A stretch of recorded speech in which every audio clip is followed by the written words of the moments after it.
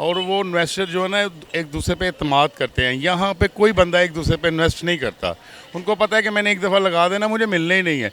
वहाँ पर जब लगाते हैं चीज़ को, उसको तैयार करते हैं, उनकी बिकते बिकते पैसे पूरे हो जाते हैं। 20 से 25 लाख तो होगी। सर इलेक्ट्रिक कार है। इलेक्ट्रिक कार है, वाह बहुत अच्छी बात है। बहरहाल एक बात मैं यकीन से कह सकता हूँ, ये पाकिस्तान की नहीं है। अस्सलाम वालेकुम नाज़रीन, हम आवाज़ के साथ मैं हूँ आपकी होस्ट आयशा मतीन। नाज़रीन, अगर हम इन्वेंशंस की बात करते हैं तो इंडिया जो है नंबर 1 पे जा रहा है।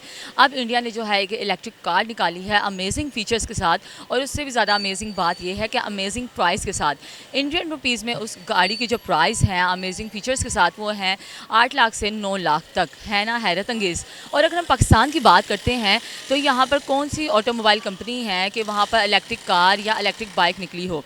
इसी तरह की डिस्कशन के लिए चलते हैं आवाम की तरफ, उनसे पूछते हैं कि अगर इतनी अमेजिंग फ़ीचर्स के साथ और इतने कम दाम में जो है इंडिया इलेक्ट्रिक कार जो है इन्वेंट कर सकता है तो पाकिस्तान में क्यों नहीं। आवाम की तरफ जाने से पहले वीडियो को लाइक कीजिए और वीडियो के एंड तक रहिए मेरे साथ। वाह, ये बड़ी अच्छी कार है। ये यहाँ पे भी इंट्रोड्यूस हुई थी, लेकिन ये दोबारा मुझे दिखाई नहीं दी। लेकिन आप ये बताएं, कार जो आप देख रहे हैं इसके क्या प्राइस हों। कम से कम 25-30 लाख रुपए की तो होगी। जो आपको पता है पाकिस्तान संभल की गाड़ियों को इतना रेट ऊपर चला गया, तो ये तो जाहिर है बाहर से इंपोर्ट हुई है, तो इसका लेकिन ये पाकिस्तान की नहीं है। अच्छा ये बताएं कि इसकी कीमत, ये इलेक्ट्रिक कार है सर, इलेक्ट्रिक है कार है तो फिर ऑफिशियली महंगी होगी। सर। अगर मैं आपको इसकी एक्चुअल प्राइस बताऊं तो आप वाकई हैरान होंगे। ये है 8 से लेकर 9 लाख तक की।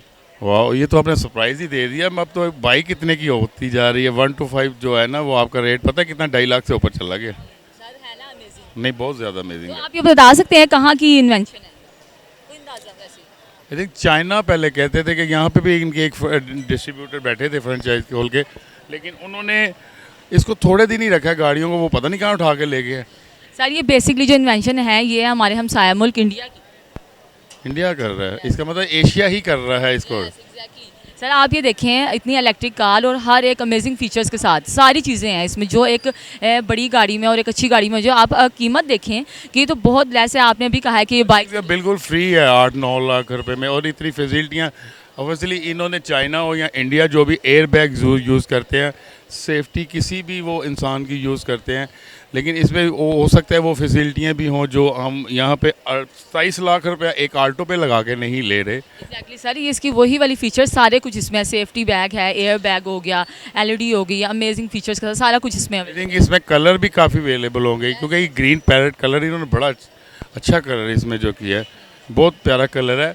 और मैं सर आप क्या कहते हैं कि अगर हम पाकिस्तान को देखते हैं या ऑटोमोबाइल कंपनी को देखते हैं, कोई ऐसी हम सोच सकते हैं या आप बताएं कोई फ्यूचर में कोई इलेक्ट्रिक कार? सबसे पहले तो पता कि पाकिस्तान के जो हालात जा रहे हैं ना, ओवरऑल पाकिस्तान में जितनी भी गाड़ियां हैं, जितनी भी ट्रांसपोर्ट है, इसको टोटल बंद कर देना चाहिए। हर बंदे को पैदल वॉक करना चाहिए। एक तो बंदा बीमारी से बचता है और दूसरे नंबर पे उसकी लाइफ अच्छी होती है, क्योंकि ये जितने भी केमिकल की हम आजकल फूड ले रहे हैं ना, ये ओवरऑल हमें बिल्कुल ख़त्म कर रहे हैं। अब पहले देखें, थोड़े दिन पहले पता चलता था 65 साल उम्र है, अब फिर 55 के बाद 45, अब 40 से भी नीचे आ गए। और ओवरऑल यही टेंशन है कि हम इतनी महंगी गाड़ी खरीदें, नहीं खरीद सकते तो दूसरे से अपनी इंसल्ट महसूस करते रहते हैं। बिल्कुल एग्जैक्टली सर, देखें अगर ये इन्होंने हमारे हमसाया मुल्क है इंडिया ने इतनी अमेजिंग फीचर्स के साथ और रीज़नेबल प्राइस के साथ ये बनाई है, तो यहाँ पर इस तरह की कोई फैसिलिटीज़ ये हो सकता है यहाँ पर भी? वो कर सकते हैं, उनके पास इन्वेस्टर, क्या वजह? उनके पास इन्वेस्टर बहुत है, और वो इन्वेस्टर जो है ना एक दूसरे पे एतमाद करते हैं। यहाँ पे कोई बंदा एक दूसरे पे इन्वेस्ट नहीं करता। उनको पता है कि मैंने एक दफ़ा लगा देना, मुझे मिलना ही नहीं है। वहाँ पर जब लगाते हैं चीज़ को, उसको तैयार करते हैं, उनकी बिकते बिकते पैसे पूरे हो जाते हैं। यहाँ पे नहीं है, वो सिस्टम नहीं है। वो लोग एक दूसरे पे एतमाद करते हैं, क्योंकि उनको पता है कि यार अगर ये काम चल रहा है तो इसमें हमारे इनकम भी आएगी। ये सब पहले सोचते हैं इनकम कहाँ से आएगी, फिर आपको हम इन्वेस्ट करेंगे। सर ये इस तरह का यहाँ क्यों क्राइटेरिया बन गया है कि पैसे को ज़्यादा प्योरिटी दी जा रही है, मेहनत कम की जा रही है? असल में उस आप मैम देख ही रही हैं, उसके में हमारी करेंसी की भी वैल्यू ख़त्म हो गई है। ओवरऑल उसमें हमारा आपस में इत्तेफाक भी ख़त्म हो गया है। अब एक बंदा पहले 200 रुपये में गुजारा कर लेता था डेली, अब उसको 2000 रुपये भी दे देंगे ना तो उसकी वो लिमिट भी पूरी नहीं होगी, फिर भी वो रोता रहेगा। ये सिस्टम ऐसा हो गया हुआ है। सर देखें, अगर हम सोचें कि अगर हम इतनी रीज़नेबल चीज़ें अपने मुल्क में भी यहाँ पर इन्वेंट करें और उसको बाहर इंपोर्ट एक्सपोर्ट का कोई ज़रिया बनाएं, इंटरनेशनली कोई ताल्लुकात बेहतर करें, देखें इंडिया यही कर करके तो आगे इतना चला गया है। हाँ मैडम, उनकी जो पॉलिटिक्स है ना, उन्होंने उनको सपोर्ट किया है। जो चीज़ उनकी नीचे गिनी शुरू हुई थी उनको उन्होंने सपोर्ट किया और स्पॉन्सर भी किया। अब यहाँ पर देखें जितनी इंडस्ट्रीज है सारी ओवरऑल आपकी बाहर चली गई, बांग्लादेश में लग गई है, इंडिया में लग गई है। तो वो कंट्रियाँ कैसे ना तरक्की करें? हमारे पास है क्या? सिर्फ ज़रात, वो भी हम बाहर बेच के उसको महंगा पैसे में वापस ले रहे होते हैं। तो फिर हम दिन ब दिन एक बच्चा पैदा होता है यहाँ पे वो कर्ज़ई होता जा रहा है, कर्ज़ई होता जा रहा है। तो यहाँ की रेशो देखे कहाँ जाएंगे? तो जो बंदा पहले सलवार कमीज़ पहनता था अब वो सलवार बनैन पे आ गया, अब वो निक्कर पे आ गया। इस तरह उसके कपड़े ख़त्म होते जा रहे हैं, खाने को क्या रहेगा उसके पास? सर आगे कोई बेहतरी के चांसेस हैं कि हम कुछ डेवलपमेंट कर सकें, कुछ बना सकें? मैडम ये तो कोई अल्लाह की तरफ से मौज़ा होगा, लेकिन इंसानों की तरफ से तो कुछ नहीं है। वो तो एक वक्त की रोटी भी कोई बंदा किसी को खाते नहीं देख रहा। आप देखें ये फूड स्ट्रीट, हर बंदा वेला है, कोई बंदा कारोबार भी नहीं कर रहा, फिर भी ये दुकानें रात को बिल्कुल सारा कुछ खाना पीना ख़त्म हो जाएगा। ये कैसी बात है? ये अल्लाह की कुदरत है। और ये लोरियों का जो है दिल है ना, ये खाने पीने से ही भरता है, वैसे तो नहीं भरता है कोई चीज़ भी आप इनको कर ले। जी बिल्कुल बहुत अच्छी गाड़ी है। सर आप अंदाज़ा लगाएंगे गाड़ी की क्या कीमत होगी? 20 से 25 लाख तो होगी। सर इलेक्ट्रिक कार है। इलेक्ट्रिक कार है, वाह बहुत अच्छी बात है। बहरहाल एक बात मैं यकीन से कह सकता हूँ, ये पाकिस्तान की नहीं है। सर वो तो आपने वैसे अंदाज़ा सही लगाया है। तो आप मैं आपको एक्चुअल अगर प्राइस बताऊं तो आप वाकई हैरान होंगी। ये गाड़ी है सिर्फ ओनली 8 से 9 लाख तक की है इंडियन प्राइस में, और ये है इन्वेंशन इंडिया की। वाह क्या बात है, 8 से 9 लाख में। इसका मतलब है हर आदमी आसानी से वो जो है वो अपनी कार ले सकता है और उसको चला सकता है और ट्रैवलिंग कर सकता है। ये तो बड़ी ज़बरदस्त ऑफ़र है और मैं समझता हूँ जल्द अज जल्द इसको परचेज़ भी करना चाहिए, इससे पहले कि इसकी कीमतें भी जो है वो आसमान को छूने लग जाएं। बिल्कुल सर, ये देखें अब इंडिया ने इतनी बेहतरीन इन्वेंशन की है, वो अपने रुपीज़ में उनकी इतनी मिल रही है। ज़ाहिर बात है वो कहीं बाहर इसको फ़रोग करता है तो वो उनकी इकॉनमी के लिए फ़ायदा है, क्योंकि वो फिर डबल रेट पे सेल आउट होगी। तो ये क्या बेहतर नहीं है उनकी? वो बहुत ज़्यादा इन्वेंशंस कर रहे हैं। जहाँ तक मेरा ख्याल है तो अगले आने वाले 10 साल में वो बहुत ज़्यादा तरक्की याफ्ता मुल्क बनेगा, उसमें इतना टैलेंट है। और जो सबसे अच्छी बात है, उन्होंने जो अपने माहिरीन हैं, पाकिस्तान का एक बहुत बड़ा मसला है वो ये है कि यहाँ के टैलेंट को और माहिरीन को बाहर जाना पड़ता है। बेचारे पिछले साल में 9 लाख पाकिस्तानियों ने इस मुल्क को छोड़ दिया, हालात की वजह से, वो सियासी हालात हों, वो लॉ इन आर्डर के वाक़यात हों। लेकिन जहाँ तक इंडिया की बात है तो वो अपने माहिरीन को बाहर से अपने मुल्क में लेके आए हैं, उनको अच्छी उन्होंने तनख्वाहें दी हैं और वो उनको साथ लेके चल रहे हैं। वो अपनी आवाम के लिए सोचते हैं। उनकी जो इन्वेंशंस हैं, आप उनकी इंपोर्ट एक्सपोर्ट को देख लें, आप उनकी जो है वो मेडिसिन्स की कंपनीज़ को देख लें, आप आईटी में उनकी प्रोग्रेस को देख लें। ठीक है, अभी आपने वीडियो दिखाई तो मैं आई वाज शॉक जब इसकी प्राइस सुनी 7-8 लाख। देखें पाकिस्तान में एक अच्छी बाइक लेनी हो ना किसी अच्छे मॉडल की तो 8 से 10 लाख की तो वो है, और वो गाड़ी दे रहे हैं। सर आप ये देखिए, अगर हम पाकिस्तान की बात करते हैं, पाकिस्तान में क्यों ऑटोमोबाइल में कभी कोई ऐसी गाड़ी या कोई बाइक भी ऐसे इलेक्ट्रिक हुई है इन्वेंट?